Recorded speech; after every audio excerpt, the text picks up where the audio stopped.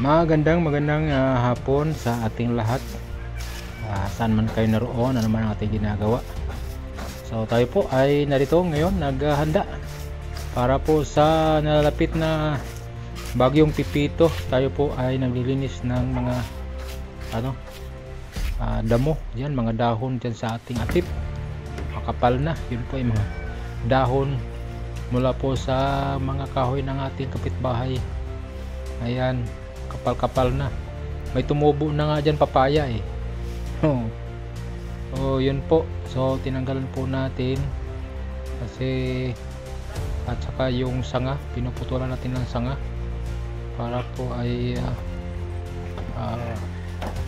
pag lumakas pa ng hangin ay hindi masyadong hampas dyan sa ating concrete gutter. Ayan, so salamat po. Ingat-ingat pa rin po tayo.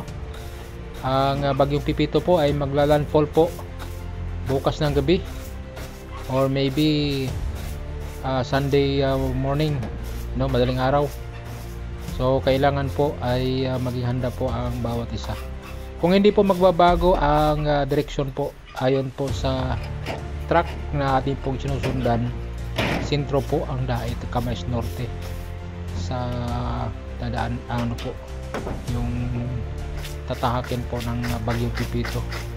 Dadaan po talaga ang mata niya sa dait.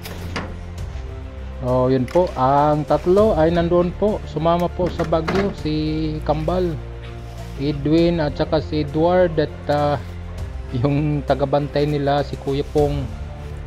Siya po yung kanilang kuya. Hindi ko alam kung ilang araw ba talaga sila doon. So yun po, kaya po nag-iisa po tayo, solo po tayo dyan sa atip. Wala pong ibang mautusan. So yun po, pero okay lang, kaya pa naman. So tinanggalan na po natin yan ng mga sanga-sanga. Kahit pa paano ay mababawasan na po yung hampas, kung hahampas man dyan sa ating concrete gutter. Baka masira yung ating concrete gutter. Ayan, pero yun po, salamat po. Pati po ating lansones binawasan ko na din, at nakakatuwa, parang may mga bulaklak na naman yung ating lansones. So hintayin po natin mga ilang linggo kung talagang tutuloy siya na bunga. Katatapos lang po natin mag harvest at kumain ng bunga niya, lansones. Okay, so salamat po. Salamat pala kay habang nagla-live ako kanina, short live kanina, nagpapakulay po si Annabelle Atwood.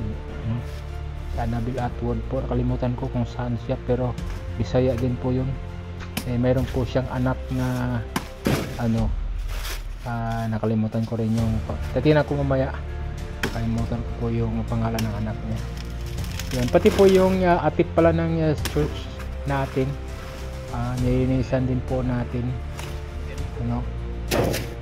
kasi makapal na rin. Yan po ay pugob po yan. Sa Bisaya ang tawag ay kamansi. Yan, so pinuputulan din po natin, pero may bunga siya. Yung bunga niya ay na rin natin, kinuha na rin natin, at maaaring gugulayin natin yan. Ayan, so samahan niyo po kami, samahan niyo po ako.